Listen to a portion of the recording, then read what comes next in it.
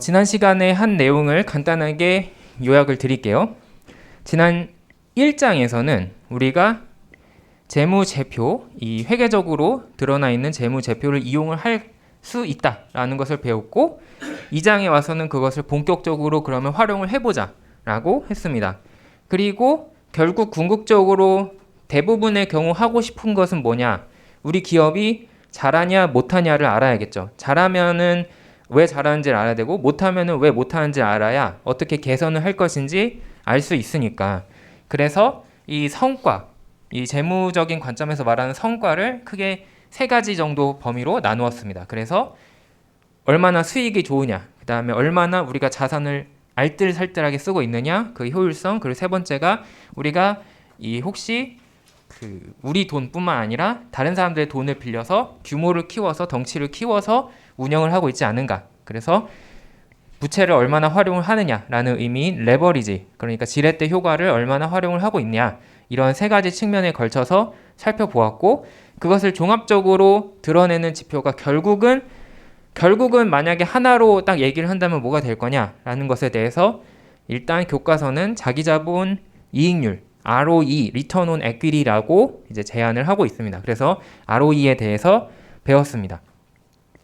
이것은 우리가 이 기업의 목표를 경영학적인 관점에서 기업의 주인인 주주의 이익을 최대화하는 데 두고 있기 때문에, 그렇다면 주주의 이익은 어떻게 우리가 표현할 수 있느냐? 주주들이 투자한 대비 얼마나 우리 기업이 돈을 버느냐로 요약을 할 수 있다는 거죠. 그런 의미에서 자기자본 양에 대비 우리 기업의 순이익을 측정함으로써 그것을 표현할 수 있다라고 해서 어느 정도 자기자본 이익률이 말이 되는구나 라는 것을 배웠습니다.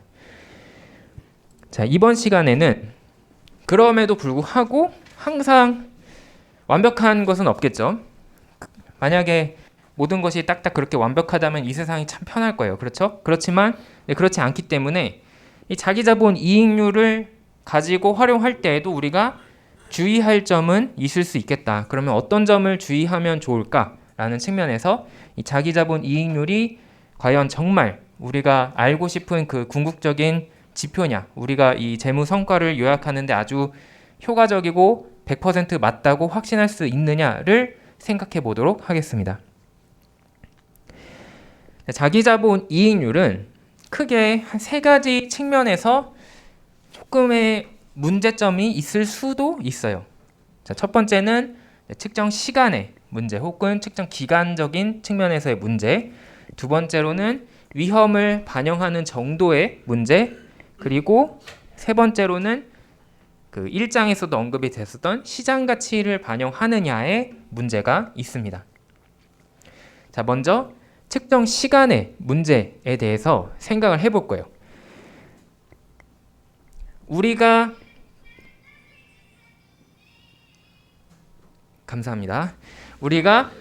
기업을 경영하는 데 있어서 어떻게 생각을 해야 되느냐, 이제 기본적인 가정들이 있어요. 기본적인 가정이라고 하면은 보통 그것은 깔아놓고 그 위에 우리가 차근차근 어떤 생각을 발전시키게 되는데, 그 중에 하나가 계속 기업 가정이라는 게 있어요. Going concern이라고 불러요. 이게 뭐냐면, 우리가 이번에 기업을 만들어서 그 기업을 운영하면 오늘만 하고 해먹고 끝낼 거 아니잖아 라고 생각을 한다는 거예요. 자, 여러분들이 물론 이제 뭐 도박을 하거나 아니면은 어떤 게임을 하거나 이런 거는 자, 오늘 한번 즐겁게 놀아보자. 그리고 놀았으니 됐어.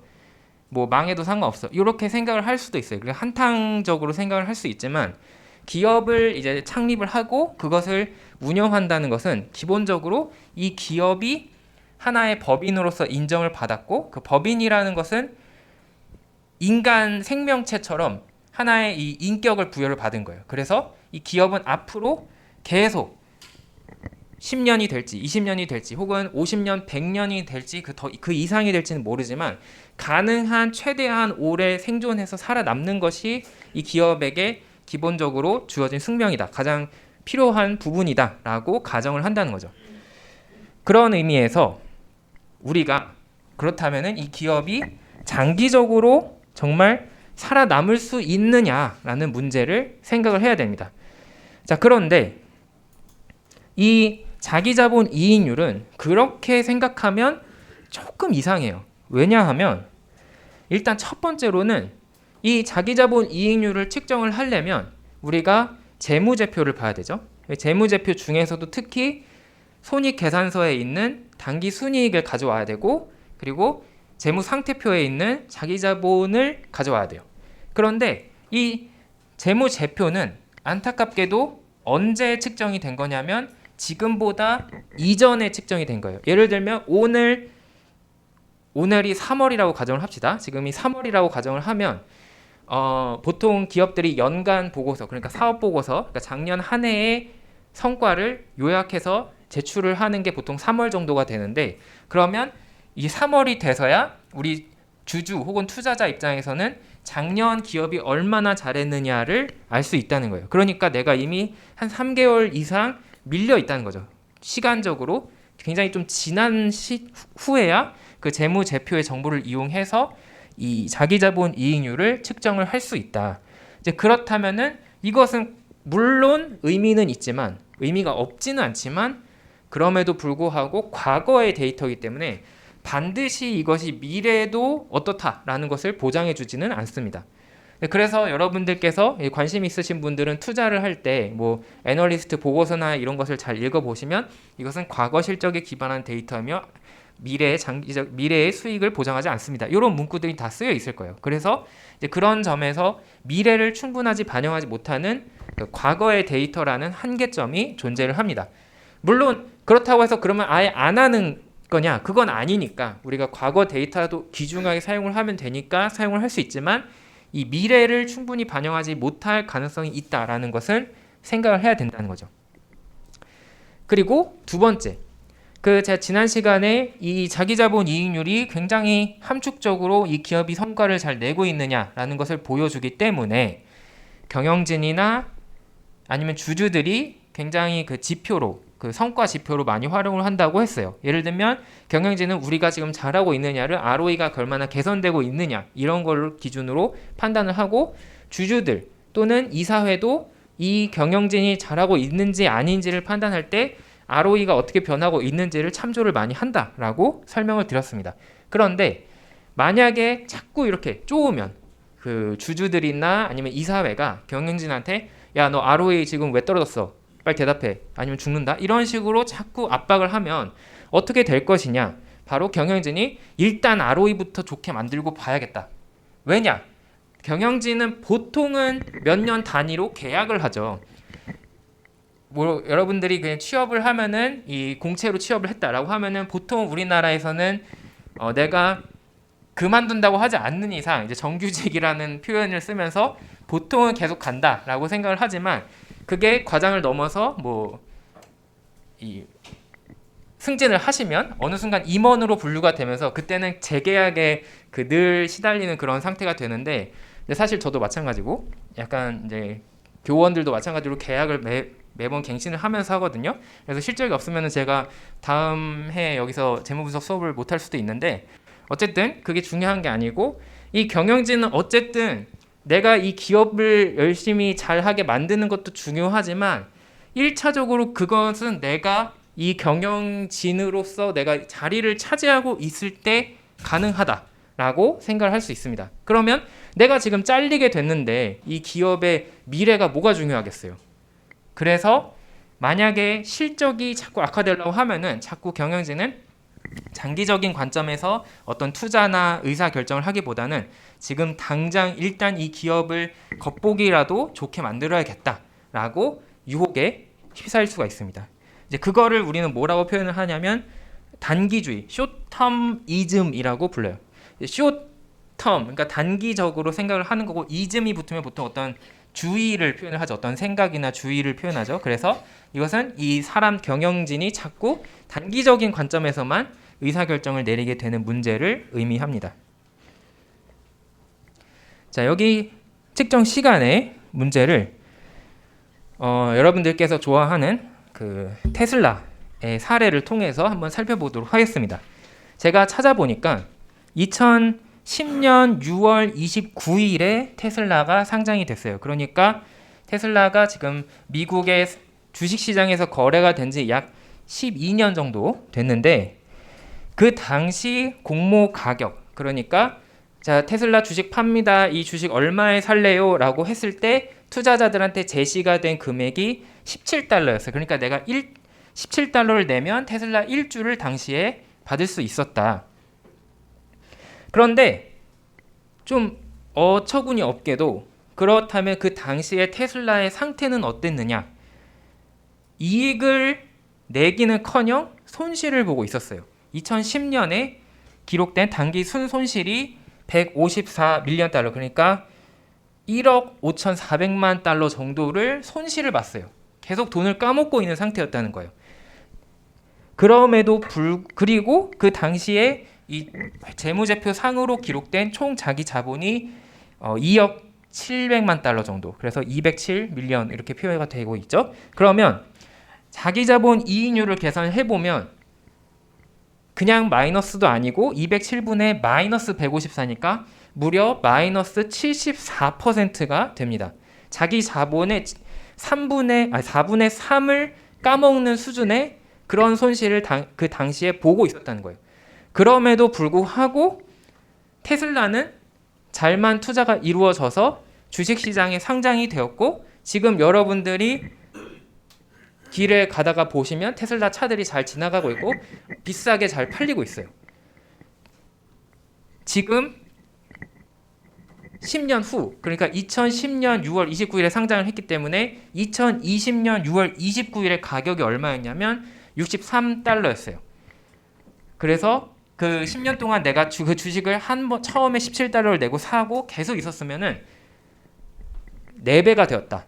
엄청난 수익률이죠. 물론 이제 기간이 장기 투자긴 하지만 상당한 수익을 기록을 할 수 있었다. 그래서 2010년에 자기자본 이익률만으로 판단했을 때는 이러한 미래에 일어날 수 있는 일을 전혀 반영하지 못한다라는 사실을 우리가 알 수 있습니다. 자, 두 번째 문제는 위험 반영의 문제입니다. 이제 위험을 과연 반영을 하고 있느냐? 이 재무에서는 기본적으로 항상 경영학 모든 과목이 마찬가지고 경제학도 마찬가지인데 항상 여러분들에게 놓여진 선택 중에서 어떤 것을 선택을 할 것이냐라는 문제를 다루게 돼요. 그리고 그 선택을 할 때 내가 감수를 해요. 나는 이것을 선택을 한 거니까 어떤 포기하는 부분이 있다. 그리고 이제 특히 이제 재무 금융 분야에서는 그것을 위험이라는 말로 표현을 합니다. 내가 미래를 위해서 어떤 선택을 할 때 반드시 내가 예상한 대로 이루어지지는 않을 수도 있다. 이제 그거를 줄여서 불확실성이라고 하죠. 미래가 어떻게 될지 아무도 모른다. 그 불확실성이 존재하고 그것을 우리는 금융에서는 위험이라는 말로, 리스크라는 말로 부릅니다. 그런데 우리가 이 데이터를 통해서 주식시장의 데이터, 모든 데이터를 다 통해서 늘 확인할 수 있는 것이 뭐냐면 크게 감수를 할수록 크게 딴다는 거예요. 이제 그거를 우리는 위험 수익 상충의 문제, 리스크 리턴 트레이드 오프라고 부릅니다. 그러니까 네가 돈을 많이 벌고 싶으면 과감하게 투자해야 되고, 네가 돈을 안정적으로 벌고 싶으면 위험을 덜 부담을 해도 된다라는 뜻이에요. 자, 그런데 자기자본 이익률을 살펴봅시다. 이 자기자본 이익률에는 이 위험을 딱 명시적으로 표현하고 있지는 않아요. 그냥 이 수익만 좋으면 장땡으로 나타나게 됩니다. 그것은 만약에 내가 자기자본 이익률만 가지고 생각을 하면 어떤 일이 벌어지냐라는 것은 내가 그 사이 감수하고 있는 위험이 어마어마하게 커질 수 있다라는 뜻이에요. 특히 그것이 어떻게 이루어질 수 있느냐, 이제 크게 두 가지 방면에서 일어날 수 있는데, 일단 첫 번째, 내가 경영진으로서 만약에 어떤 투자 의사 결정을 내린다. 프로젝트 A가 있고 프로젝트 B가 있고 프로젝트 C가 있다. 이 중에 내가 하나를 골라야 돼요. 딴 건 포기해야 돼요. 그러면 내가 자기자본 이익률을 높이려면 그 투자 성과가 나오는 시점에 이익이 좋아야겠죠. 그러면 무조건 이 크기만 좋은 걸로 골라 라고 하게 되는 거예요. 그것은 사실 그만큼 위험할 수 있기 때문에 그런 측면에서 위험하게 자꾸 기업을 몰아갈 수가 있어서 위험한 투자를 하게 되는 문제가 있습니다. 두 번째 문제는 그러면 그 투자를 할 때 자금을 어디서 가지고 올 거냐 라는 문제가 있는데 그때 자꾸 차입을 하게 된다. 부채에 의존하게 된다라는 문제가 있습니다.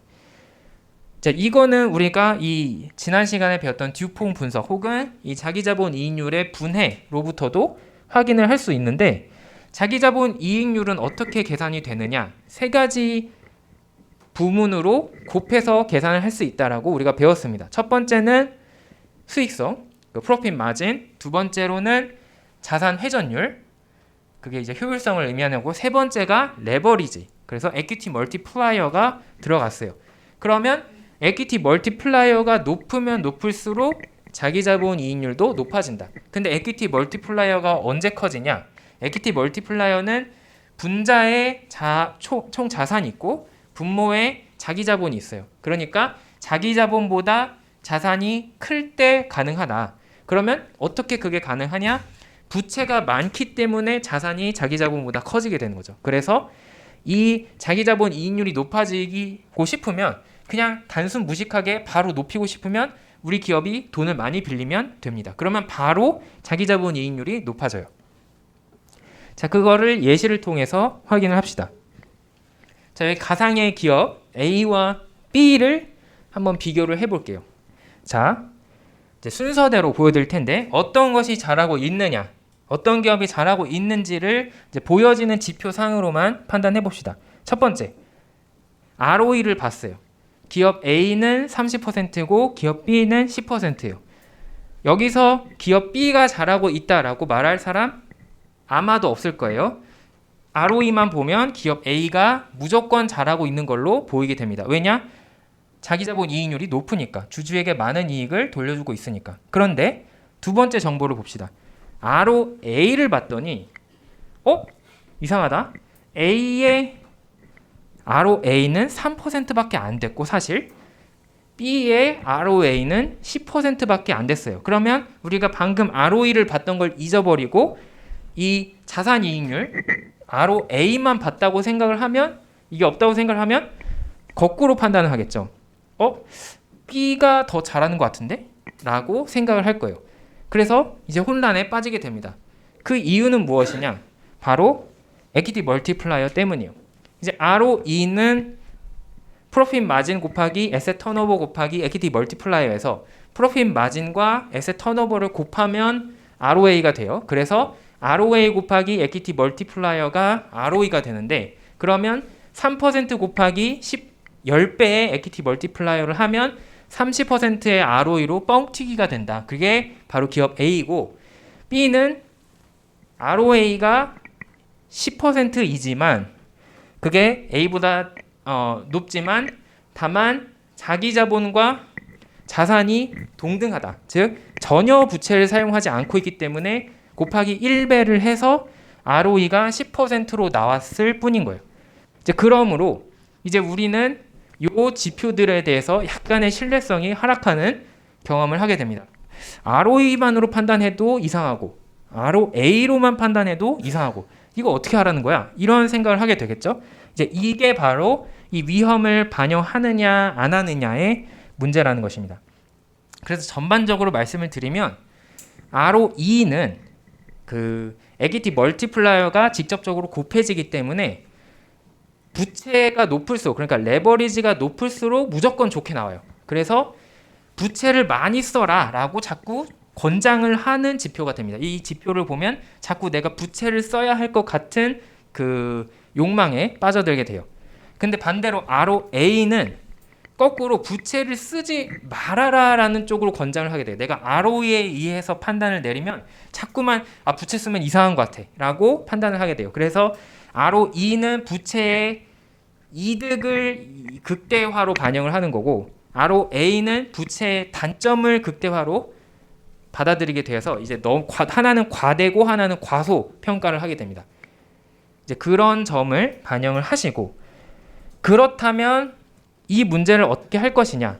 이 굉장히 둘 다, 하나는 너무 지나치고 또 하나는 너무 낮고 이렇게 되기 때문에 이것을 보완할 방법이 없을까? 고민해서 나온 것이 바로 제가 지금부터 설명을 드릴 투하자본 이익률이라는 것입니다. 이 투하자본 이익률이 어렵거든요, 여러분들. 그 중간 시험 전에 여러분들이 이해해야 되는 여러 가지 중에서 이 부분이 제일 어려울 수 있어요. 이 지표를 왜 이렇게 계산을 하는지. 그러니까 좀 집중해서 한번 살펴봐 주세요. 투하자본 이익률은 Return on Invested Capital이라고 부르는데, 여기서 capital이라는 것은 이제 물론 제가 자본으로 번역을 하긴 하지만 캐피탈이라는 용어는 이제 리소스적인 측면인 거예요. 그래서 내가 얼마나 자원을 여기다가 집어 넣었냐, 이 기업에 집어 넣었느냐, 그거를 이제 표현하면 투하 자본. 그러니까 얼마나 이 기업에 자본을 쏟아 부었느냐라고 표현을 하는 거죠. 그래서 얼마나 쏟아 부은 것 대비 이익률이 얼마가 되느냐를 판단하는 지표다라고 해서 ROIC, Return on Invested Capital이라고 부릅니다. 자, 그런데 어떻게 계산을 하냐면 이자 발생 부채에다가 자기 자본을 더하고 그것에 뭘 보냐면 EBIT, Earnings Before Interest and Taxes, 법인세, 이자, 차감 전 영업이익 해서 Earnings Before Interest and Taxes에다가 1 빼기 세율을 곱해서 계산을 합니다. 이제 굉장히 생뚱맞게 이 식이 나와 있는데 일단은 한번 어떤 의미인지를 생각을 해볼게요. 자, 이것은 이제 그 계산적인 정의이고 여러분들이 어떻게 기억을 하시면 되냐면 우리 기업을 똑같이 만드는데 똑같이 하는데 만약 우리가 부채를 안 쓰고 주주들의 자기 자본만으로 똑같은 크기로 똑같은 기업을 만들어서 똑같이 운영했다면 어떻게 될까를 물어보는 거예요. 그렇게 해석을 하면 되겠습니다. 그래서 부채가 지금 원래 우리 기업에 있는데 그거가 부채로 돈을 빌린 게 아니라 주주들이 그 대신 야 그거 더 갚아, 그 대신 내가 더 투자해 줄게 해서 완전히 자기 자본으로 바꾸었다라고 가정을 하고 똑같은 그때의 상황에 기업은 어떻게 될까를 생각을 해보자는 거예요. 그래서 아까 ROA나 ROE는 내가 부채를 쓰고 있냐 없냐에 따라서 굉장히 왔다 갔다 하죠. 그거가 싫기 때문에 나는 그거랑 상관없는, 내가 부채를 쓰든 자기 자본을 쓰든 늘 똑같이 계산되는 어떤 지표를 보겠다라고 생각을 해서 이 ROIC를 만들었고, 따라서 이 투하자본 이익률은 기업의 자본 구조, 즉 부채가 있느냐 없느냐 얼마나 많으냐와 상관이 없는 영업실적을 평가하는 그런 지표가 되겠습니다. 자, 여기 그런데 그게 왜 이렇게 되느냐 아직 이해가 안 되실 수 있어요. 그거를 한번 일단은 계산을 해보고 생각해 보도록 합시다. 교과서에 있는 예시를 따라서 이제 2016년에 이제 하스브로를 살펴볼게요. 그 현재 하스브로의 세전 이익은 710. 그리고 어떤 부채가 있기 때문에 돈을 빌렸기 때문에 은행이든 아니면 채권이든 돈을 빌렸기 때문에 이자를 갚아야겠죠. 그 이자 비용이 존재를 해요. 그리고 당연히 미국에서 활동을 하니까 그 미국의 법인세를 내겠죠. 그래서 법인세 비용이 159가 나갔습니다. 그리고 한편 이 자기 자본 구조, 그러니까 돈을 얼마나 빌렸느냐를 보니까 단기적으로 빌린 돈, 여기서 말하는 단기적이라는 것은 보통 1년 내에 갚아야 되는 돈을 단기적이라고 의미하는데 그 1년 내에 갚아야 되는 돈이 522입니다. 그리고 장기적으로 갚아야 되는 돈, 그것을 장기 부채라고 하는데 1년 이후에 갚으면 되는 돈, 어쨌든 갚긴 하겠지만 1년까지는 아닌 돈을 얼마나 가지고 있느냐? 1199를 가지고 있습니다. 그리고 그게 아니라 주주들이 쌓아 올린 자기 자본은 1863 이렇게 나타나 있어요. 자, 그러면 식에 따라서 어떻게 계산이 되느냐? 일단 세전 이익이 있었는데 그 세전 이익이라는 것은 세금 전 이익이라는 뜻이니까 아까 우리가 봤던 이자 법인세 차감전으로 가려면 이자도 빼기 전이 돼야 돼요. 그래서 EBIT로 가려고 하면 이 세전 이익에다가 내가 이자로 얼마를 냈느냐 97을 더해서 807이라는 값을 먼저 계산을 해야 됩니다. 자, 그 다음에 세율을 알아야 되는데 여기서 말하는 세율이라는 것은 어프록시메이션을 하는 거예요. 물론 이제 정확한 세율을 알면 얼마나 내면 좋을지 알면 좋겠지만 그게 쉽지 않기 때문에 쉽게 생각해서 내가 얼마 중에 얼마를 세금으로 납부했다. 그러면 대략 평균적으로 내 세율은 얼마구나. 그래서 22.4%라는 세율을 내 세전 이익에 대비 세금을 법인세를 낸 걸로 추정을 해서 22%를 약 평균적으로 나는 세금을 내는구나 라고 추정을 합니다. 그 상태에서 투하 자본 이익률은 EBIT로 계산된 807 곱하기 1 빼기 세율 0.224 나누기 이자를 발생시키는 부채. 여기서 이자를 발생시키는 부채라는 것은 예를 들면 그거를 빼라는 거예요. 뭘 빼라는 거냐? 부채 중에서 이자가 없는 부채를 빼라는 건데 대체로 뭘 의미하는 거냐면 매입 채무 같이 그냥 이 영업 활동 중에 발생을 하는 그런 것들을 빼라는 거예요. 그래서 그냥 단기 차입금과 장기 부채만 더하면 됩니다. 그게 522와 1199예요. 그래서 그 두 개를 더하면 그게 이자 발생 부채가 되는 거고 거기에 자기 자본인 1863을 더하면 그 분모가 완성이 됩니다. 그러면 그 비율을 계산하면 17.5%라는 값이 나오게 돼요. 자, 일단 계산은 그럭저럭 이렇게 하면 되겠구나. 이거는 우리가 알겠어요. 근데 왜 복잡하게 이딴 식으로 지표를 만들어 놨느냐? 그거를 이해하기 위해서 한번 생각을 해봅시다. 자, 한번 돌아가서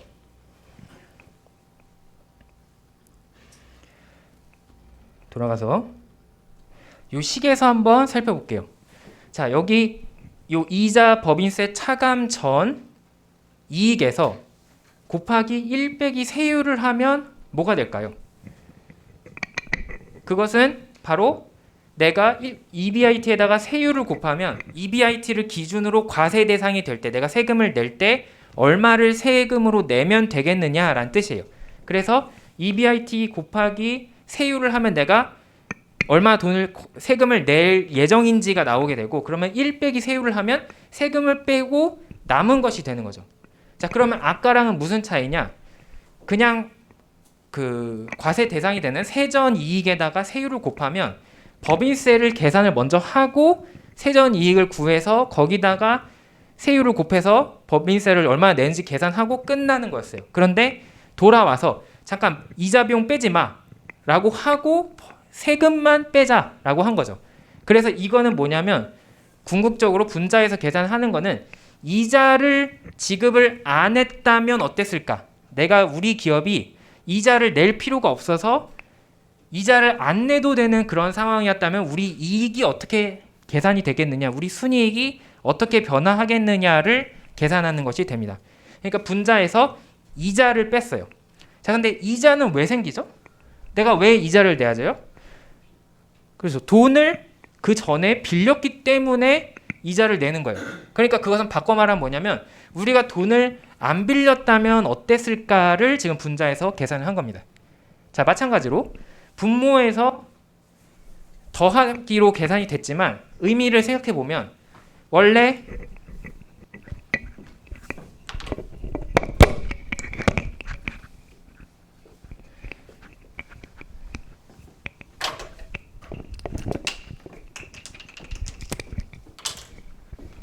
기업의 이 재무 왜 내가 고르는 것마다 안 나오지?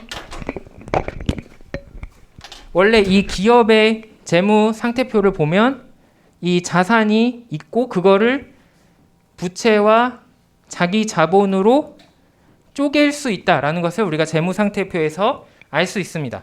그러니까 부채랑 자기 자본을 더하면 거의 자산이 되는 거예요. 근데 사실 여기에 일부분, 예를 들면은 이제 매입 채무 같은 거는 사실은 내가 이 애초에 기업을 구성할 때 어떤 목적을 가지고 돈을 빌려서 그게 매입 채무가 생긴 게 아니라 자산이 돈을 벌기 위해서 막 여러 가지 활동을 하다 보니까 현금 나중에 받을게 하고 생긴 거죠. 그래서 이거는 이제 영업 활동에 관계가 있는 거기 때문에 무시하자. 그리고 이제 남은 거를 이자 발생하는 부채라고 치자면 내가 이자를 지급해야 되는 명목적으로 정말 은행이나 채권자로부터 빌려온 돈이랑 자기 자본을 합치면 그게 이 기업을 만들기 위해서 투자를 한 금액이에요. 그거를 분자에 놓자. 그러니까 이 두 개의 합이 결국 투하 자본이다라고 해석을 할 수 있습니다. 근데 왜 우리는 주주가 중요한데 왜 부채를 더하나요? 이렇게 물어본다면, 자, 여기서 우리가 지금 생각하고 있는 것은 부채 빼고 생각하자. 이 부채 때문에 ROA가 너무 커지고 ROA는 너무 작아지니까 헷갈려. 그 빼고 그냥 우리가 우리 순수하게 우리 돈으로 장사했으면 얼마야를 물어보는 거죠. 그래서 이 부채를 너 돈 안 빌렸어 우리 그냥 이거 우리가 대신 갚아줬다 하고 주주들이 자기 자본으로 바꿔줬다고 가정을 하자는 겁니다. 그러면 똑같은 금액만큼 이제 자기 자본이 생길 거니까 이제 그거만큼 더해서 이제 가상의 기업을 만들자는 거죠. 그래서 만약에 우리가 부채를 다 주주들의 돈으로 갚으면 그만큼 우리가 주주들이 돈을 내야 되니까 그것과 기존 자기 자본을 합치면 이제 새로운 기업에 돈을 하나도 안 빌린 기업의 자기 자본이 되겠죠. 그때의 진정한 이 수익률을 계산해 보자. 그래서 분자에서도 부채로 인한 이자를 효과를 빼고 분모에서도 부채를 효과를 빼고 자기 자본만으로 주주들의 돈만으로 똑같은 기업을 똑같은 크기로 만들었을 때 어떤 일이 일어나는지를 지금 계산하고 있다. 이렇게 생각을 하면 되겠습니다. 자, 그러면 그거를 확인하기 위해서 한번 또 가상으로 상상을 해봅시다. 자, 여기 또 두 기업이 있어요. 두 기업이 있는데 A와 B의 차이는 뭐냐면 A는 돈을 빌려서 즉 부채를 가지고 영업을 하고 있고 B는 돈을 안 빌리고 순수하게 자기 돈으로 장사를 하고 있다. 그래서 A는 부채를 900이나 빌려와서 자기 자본은 100만 주고 활동을 하고 있는 애고 B는 그런 거 필요 없어. 나는 내 돈으로 할 거야 해서 자기 자본만 가져와서 장사를 하고 있습니다. 그러나 그 경우에 자산의 크기는 똑같아요. 기업의 크기는 똑같지만 돈을 누구한테 가져왔느냐가 차이가 있다. 그리고 이 두 기업이 EBIT를 계산을 해봤더니 똑같이 120이 나왔어요. 그러니까 지금 우리가 뭘 상상한 거냐면 부채냐 자기 자본이냐의 차이만 있지 동일한 두 개의 가상의 기업을 생각하고 있는 겁니다. 자, 그런데 이 A는 부채를 900이나 빌려왔고 그 이자율이 10%라고 하면 매년 그 10%에 해당하는 금액을 이자로 갚아야 돼요. 그래서 이자 비용을 90만큼 지급을 해야 됩니다. 그러면 EBIT가 법인세와 이자를 차감하기 전에 이익이니까 차감을 하면 이제 법인세만 남겠죠. 그래서 세전 이익이 나오게 되는데 그게 30으로 줄게 됩니다. B는 그런 거 없죠. 왜냐하면 돈을 안 빌렸기 때문에 이자를 낼 필요도 없었다. 그래서 이자 비용을 생각 안 해도 되고 그대로 EBIT가 세전 이익으로 나오게 됩니다. 자, 그러면 이 상황에서 법인세를 계산하게 되는데 우리 세법상 이자 비용은 과세 대상이 아니죠. 이익이 아니라고 보기 때문에 그래서 법인세를 계산할 때 이자 비용을 뺀 후에 세전 이익으로 계산하게 돼요. 그래서 얘는 세전 이익이 이렇게 줄어들었기 때문에 법인세를 12만큼만 내면 되고 B는 그딴 거 없었기 때문에 48이나 내야 됩니다. 이것을 나중에 우리가 배우겠지만 텍스 쉴드, 그 이자의 텍스 쉴드, 법인세 그 감소 효과라고 부릅니다. 어쨌든 그렇고 그래서 결과적으로 A의 회계적인 순이익은 18로 측정이 되고 B는 72로 측정이 되었다. 그 상황에서 한번 각각의 지표를 계산을 해보겠습니다. 자, 먼저 ROE예요. 자기자본 이익률. 아주 쉽습니다. 순이익을 자기자본으로 나누면 된다. 근데 A는 18의 순이익을 자기자본이 100밖에 안 됐으니까 100분의 18 해서 18%가 나오게 되죠. 근데 B는 71을 이제 자기 돈만으로 했으니까 자기 자본이 1000이나 되기 때문에 1000분의 71을 하면 7.2%로 그래서 A가 자기 자본 이익률에 따르면 너무 잘하고 있네 라고 보이게 돼요. 하지만 그것은 왜곡된 결과다. 왜냐하면 아까 우리가 사실 앞에 지표를 봤을 때, 앞에 그 회계 장부를 봤을 때는 사실은 둘이 똑같이 하고 있다. 자산 1000을 가지고 똑같은 돈을 벌었는데 이자 비용을 내냐 안 내냐 뭐 이런 문제로 인해서 차이가 발생을 한 거다. 부채가 있냐 없냐. 그래서 여기서도 다시 한번 확인을 할 수 있죠. 자기자본 이익률은 부채가 있으면 있을수록 좋아지고 그게 너무 지나칠 수가 있다. 자, 그런데 이번에는 자산 이익률을 보면 18의 순이익과 72의 순이익을 가지고 자산으로 나누게 돼요. 그러면 자산 이익률은 1000분의 18, 그래서 1.8%와 여기는 동일하게 나오죠. 왜냐하면 이 B의 경우는 자기 자본 이꼬르 자산이기 때문에 차이가 없어서 7.2% 동일한 결과가 나오게 된다. 자, 그러면 이번에는 또 우리가 뭘 알 수 있냐면 A는 자산 이익률이 거의 비슷한 완전히 똑같은 활동을 하는 B에 비해서 너무 작게 나와요. 이건 왜 그러느냐? 자산 이익률은 부채를 싫어해요. 왜 싫어하느냐? 어쨌든 순이익을 계산하다 보면 이자 비용을 차감을 해야 됩니다. 그게 크게 들어가는 거예요. 그 자산 이익률을 계산할 때는 이자 비용이 빠지는 것이 좀 큰 데미지를 주게 되어서 A는 이자 비용을 너무 많이 줬기 때문에 그게 이제 디서밴테이지로 작동을 해서 이렇게 작게 나오게 된다. 그래서 자산 이익률은 부채에 대해서 지나치게 이제 적대적인 그런 결과를 나타나게 된다라는 것을 다시 한번 확인할 수 있습니다. 그러면 마지막 우리가 이번에 확인하고 싶었던 투하 자본 이익률은 어떠느냐? 똑같이 EBIT가 동일하게 120에서 출발을 해요. 근데 원래는 내가 이자를 빌렸기 때문에 돈을 빌렸기 때문에 이자를 갚아야 되는데 야 그거 안 갚는다 치고 그냥 우리가 애초에 돈 다 우리 돈으로 했다라고 치자. 그래서 이자 비용이 없다고 가정해보자 라고 바꾼 거예요. 그래서 그대로 바로 이자 비용 차감 없이 바로 법인세 계산으로 들어갑니다. 그러면 세율을 적용받고 72만큼이 이제 이 가상의 새로운 순이익이 되는 거예요. 그것은 A와 B가 동일하게 나옵니다. 왜냐하면 사실 A와 B가 영업적인 활동만 보면 동일한 성과를 가지고 있었는데 A는 이자 비용 빼고 뭐 부채 어떻게 하고 이런 것 때문에 왜곡이 생겼던 거거든요. 그것을 돌려서 야 니도 똑같이 네가 자산을 전부 자기 자본으로 구성했다고 가정해 볼게. 그러니까 부채가 없다고 가정해 볼게 라고 했기 때문에 이제 실제적으로 동일한 결과가 나온다. 그러면 투하 자본은 부채의 그 리플레이스된 그러니까 대신 대체된 그 부채와 자기 자본을 더한 것으로 합산이 되고 그것은 지금 이 1000으로 자기 자산의 크기인 1000으로 나타나므로 1000으로 나누게 됩니다. 그래서 투하 자본 이익률은 7.2%로 나오게 된다. 자, 그러면 여기서 우리가 A의 케이스와 B의 케이스를 한번 확인할 수 있어요.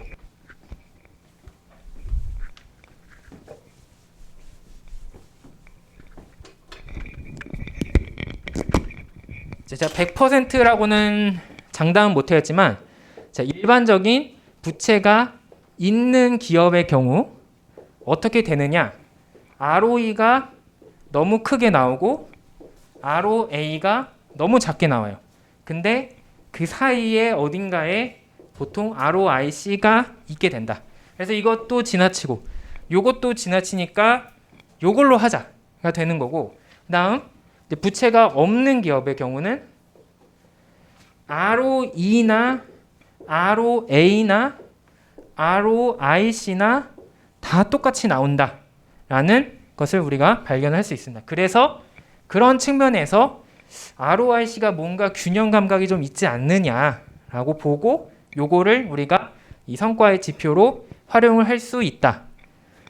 근데 뭐 그렇게 보면은 ROIC가 무조건 최고인 것 같지만 또 현실에서는 또 그렇지 않은 게 계산이 복잡하기 때문에 이제 그것도 우리가 고려를 해야 되는 거죠. 왜냐하면 우리가 분석을 한다는 것은 우리가 편의도 있어야 되잖아요. 우리가 분석을 하는 사람에 이제 그런 측면에서 ROE나 ROA는 바로 계산이 되지만 ROIC는 몇 단계를 더 거쳐야 되죠. 이제 그거를 이제 기업 외부의 입장에서는 좀 평가하기 어려울 수 있어요. 그래서 투자자 입장에서는 조금 그렇게까지 활용이 많이 되고 있지는 않다. 하지만 이제 점점 이런 우리 재무분석 수업 같은 수업을 들은 사람들이 많아지면서 점점 ROIC를 쓰는 그런 사람들이 늘어나고 있다라고 생각을 하도록 하겠습니다. 지금 ROIC가 왜 나왔느냐? ROE나 ROA는 이 위험, 특히 부채 레버리지를 활용하는 위험을 충분히 반영하지 못한다라고 생각을 했기 때문에 이 얘기가 나왔던 거예요. 그러면 다시 돌아와서 처음에 시간의 문제, 두 번째 위험의 문제가 있었고 이제 세 번째가 시장 가치의 문제를 다시 살펴보도록 하겠습니다. ROE의 또 다른 문제점은 뭐냐? 바로 어찌됐든 회계상으로 계산한 거기 때문에 장부 가치에 지나치게 의존을 한다.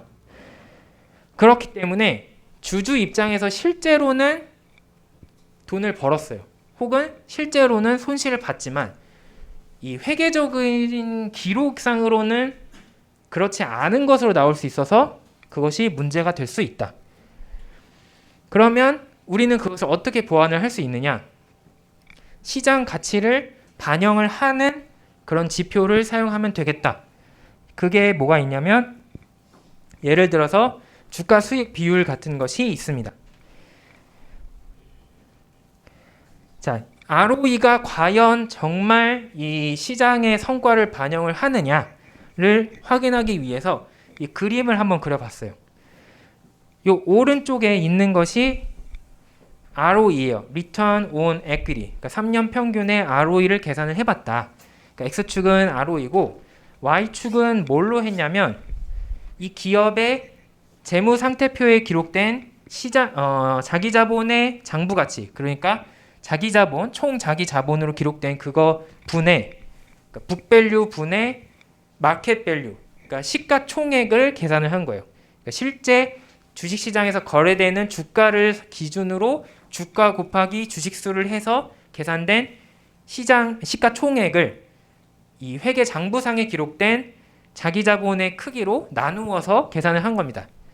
자, 그러면 이쪽은 뭐냐면 이제 Y가 크면 클수록 시장 가치가 더 크다라는 뜻이 되고 이게 작으면 작을수록 시장 가치가 장부 가치 대비 작다라는 뜻이 되는 거죠. 그리고 X축으로는 어떻게 되냐면 오른쪽으로 가면 ROE가 크고 왼쪽으로 가면 ROE가 작고 이렇게 됩니다. 자, 그래서 미국의 유명 대표적 기업들을 다 골라와서 찍어봤어요. ROE는 몇 퍼센트, 막 요 비율은 몇 퍼센트 해서 찍고 다 찍었어요. 그랬더니 그래도 어느 추세는 있다. 그러니까 뭐냐면 ROE가 보통 증가할수록 시장에서도 평가가 좋아지기는 한다라는 추세를 우리가 이 기울기 선을 통해서 추세선을 통해서 확인을 하고 있고 대부분의 기업들이 그 언저리에 있기는 해요. 그러면 이렇게 이야기할 수 있습니다.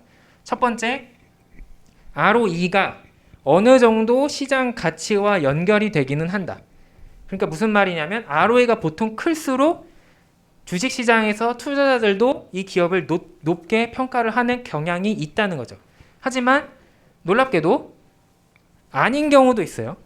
이제 애플 이거는 사실 제가 볼 때는 몇 년도에 요 그래프를 찍었느냐에 따라 다를 것 같긴 해요. 지금 찍으면 아마 여기 있을 것 같은데 어쨌든 아마존 같은 경우가 있습니다. 아마존이 여러분 다 무슨 기업인지 아시죠? 우리나라로 치면은 쿠팡 같은 그런 기업인데 미국의 상권을 이제 온라인 전자 상권을 완전히 먹은 그 거대한 공룡이고 아마존 프라임 같은 그런 산업, 엔터테인먼트 산업도 하고 있고 여러 가지 활동을 하고 있습니다. 그래서 아마존의 경우는 ROE가 굉장히 작게 나왔어요. 그러니까 이 기업이 회계적인 이익만을 따져보면 별로 아직 그렇게 수익이 좋지 못한데? 라고 판단이 된다는 거예요. 하지만 시장에서 투자자들은 아마존 주식 묻고 더블로 가 라고 한다는 거죠. 그래서 시장 가치가 높다. 주식 가격이 훨씬 높게 나타난다. 그것은 무슨 말이냐? 아마존의 이런 성장성 혹은 미래에 이 앞으로 잠재적으로 보여줄 그런 놀라운 성과를 이 회계 장부로 측정된 ROE는 반영을 하지 못한다. 그래서 이제 그런 점을 우리가 주의해서 판단을 할 필요는 있다라는 점을 알 수 있습니다. 자, 그러면 어떤 방식으로 우리가 이것을 보완을 할 수 있느냐? PE라는 방식으로 우리가 할 수 있는데 그걸 하려면 여러분들이 일단 주당 순이익이 뭔지 알아야 돼요.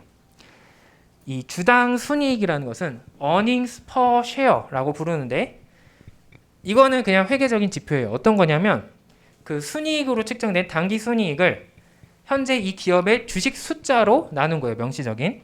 그러면 earning 이익을 per share 주당 몇인지 주식 하나당 몇인지 알기 위해서 그걸 나누었다. 그래서 EPS라고 부릅니다. 그러니까 이거는 단순하게 자 제가 어떤 예를 들면 삼성전자의 주주다.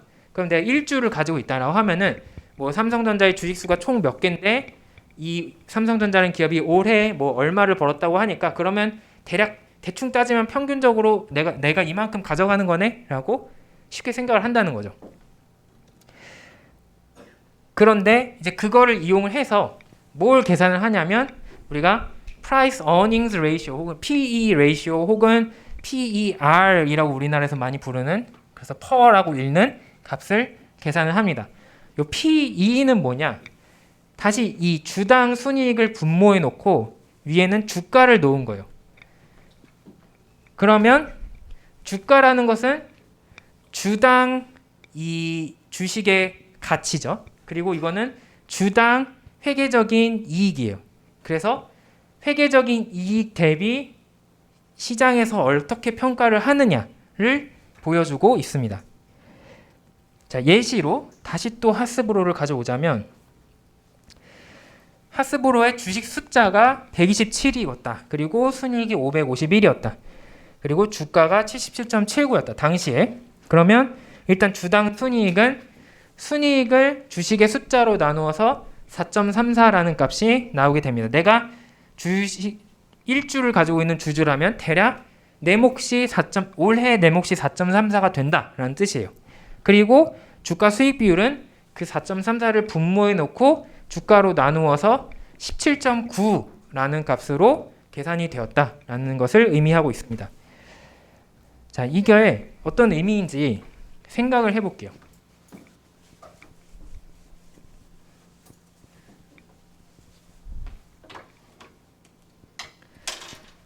자, 만약에 가상의 상황을 생각해 보겠습니다. 만약에 우리가 기업을 만들었어요. 기업을 올해 창립을 했는데 제가 오늘 강의 처음에 말씀드렸죠. 계속 기업 가정이다라는 게 있다라고 말씀을 드렸죠. 기업은 보통 이제 영구적으로 계속적으로 올해만 하고 끝나는 게 아니라 계속 활동을 할 것이다라고 가정을 한다는 것인데 그게 아니라 이번에는 이 기업이 정말 올해 딱 뭘 하기 위해서 창립이 된 그런 기업이라고 가정을 하겠습니다. 그러니까 이제 오늘이 있고 1년 후가 있어요. 그러면 1년 딱 활동을 하고 여기서 해산할 거다라고 가정을 해볼게요. 자, 그리고 이제 오늘부터 1년 동안 열심히 여러 가지 일을 합니다. 뭐 장사를 할 수도 있고 돈을 어떻게 벌겠죠. 그래서 예를 들면 100억 원을 이익을 냈어요. 그런데 이 100억 원이라는 이익을 내기 위해서 투자자들이 우리 주주들이 기업을 창립을 할 때 얼마를 썼냐면 200억 원을 자기 자본으로 썼다라고 이제 합시다.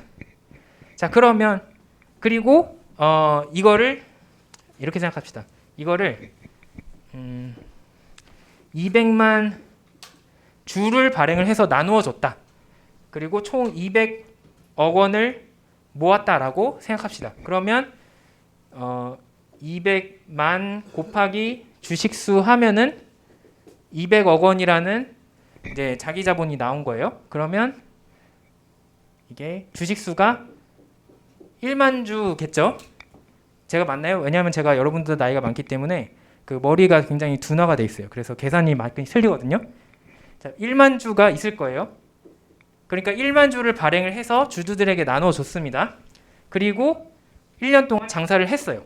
자, 그런 상황에서 100억 원의 이익을 냈다.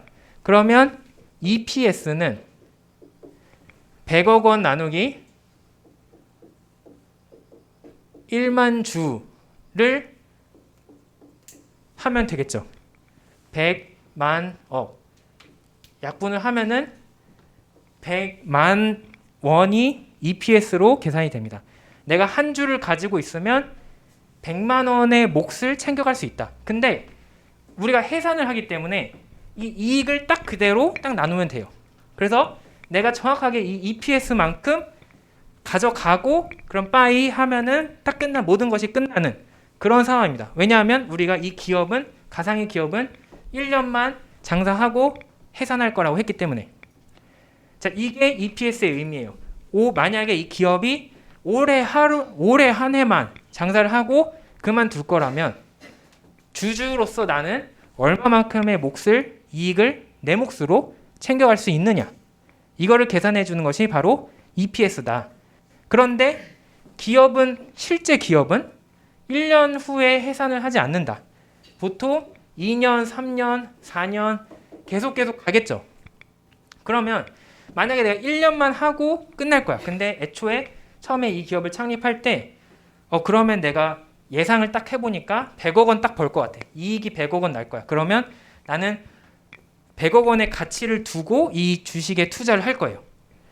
그렇죠? 그게 이 EPS의 의미니까 100만 원의 가치를 두고 이 주식에 투자를 할 것이다. 하지만 현실에서는 이렇게 1년만 하고 끝나는 기업이 없다. 그러면 2년, 3년, 4년 더 하게 되는데 그럼 보통 어떤 일이 일어나냐면 EPS에 비해 주가가 훨씬 높아지게 됩니다.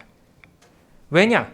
나는 올해 이익뿐만이 아니라 내년의 이익도 그 다음의 이익도 그 다음의 이익도 내 몫이 있는 거니까. 그래서 올해 이익에 비해서 더 많은 미래 잠재적인 이익을 판단하고 짱구를 굴려서 이 정도의 값어치는 된다라고 판단을 하고 그만큼의 돈을 주고 주식을 샀다는 거죠. 즉 이게 주가와 EPS가 차이 나는 이유예요. 그러면 이게 크다. 이 PE 레이쇼가 주가 수익 비율이 크면 클수록 무슨 의미냐면 지금 올해에 비해서 이 보이진 않지만 미래에 발생할 수익들이 더더더더 크다라는 뜻이 되는 거죠. 그래서 이 주가 수익 비율이 높다라는 것은 투자자들이 이 기업의 미래, 그러니까 성장에 대해서 더 크게 고평가를 한다라는 뜻이 됩니다. 그럼 반면에 PE가 상대적으로 낮다라고 하면 어떤 의미가 되냐? 미래는 A 별로. 올해 게 제일 중요해. 그래서 이 주가가 EPS에 거의 근접을 하게 되는 그런 상황이 되는 거죠. 그래서 PE가 낮다라는 것은 투자자들이 기업의 미래에 대해서 부정적으로 생각을 한다라는 의미가 되는 겁니다. 옛날에는 주식시장이 발달하기 전에 1970년대, 80년대 뉴욕 증권 시장에서 활동하던 그런 브로커나 주식 투자자들은 어떤 규칙을 가지고 있었냐면 경험적으로 요 PE 값을 계산을 했을 때 10이 넘으면 사야 된다라고 생각을 했어요. 이제 10의 규칙 이런 식으로 이제 간단하게 불러가지고 PE 값, 요 주가 수익 비율 PE 레이쇼를 계산했는데 10이 넘어간다. 그러면 살만하다. PE 레이쇼가 10보다 작다. 그러면 안 사는 게 좋다라고 판단을 했어요. 근데 그게 이제 경험적으로 그 사람들은 알았던 건데 지나고 보니까 그게 어떤 의미냐? PE 레이쇼가 높은 기업은 미래에 더 성장을 해서 아주 큰 대형 기업이 될 가능성이 아주 농후한 애들이에요. 예를 들면 아마존, 구글 이런 애들이 PE 레이쇼가 굉장히 크게 나오거든요. 그래서 그런 애들에게 투자하는 건 하면 좋다라는 것을 이제 경험적으로 알았던 건데 이제 물론 이제 요즘에는 꼭 10이 중요한 건 아니다라고 생각을 해요. 꼭 10이 중요한 건 아니고 이제 그것도 이제 상황에 따라 다르게 됩니다. 뭐 예를 들면 어떤 사람은 일부러 이제 PE 레이쇼가 작은 기업에 투자하는 경우도 있어요. 왜냐하면 이미 너무 주가가 높다고 생각을 해서 다른 사람들이 이미 다 알고 있는데 이 주식을 너무 좋게 평가한다? 그러면 나는 거꾸로 가야지. 이런 생각을 하는 사람도 있고 뭐 혹은 여전히 이제 PE 레이쇼가 상대적으로 경쟁 기업에 비해서 높으면 살만하다 이렇게 생각하는 사람도 있습니다. 이제 그거는 판단 기준이 다른 건데 어쨌든 이 주가 수익 비율에는 그런 주식의 주식 시장의 시장 가치가 반영이 된다라는 점을 여러분들이 이해하시면 충분할 것 같아요.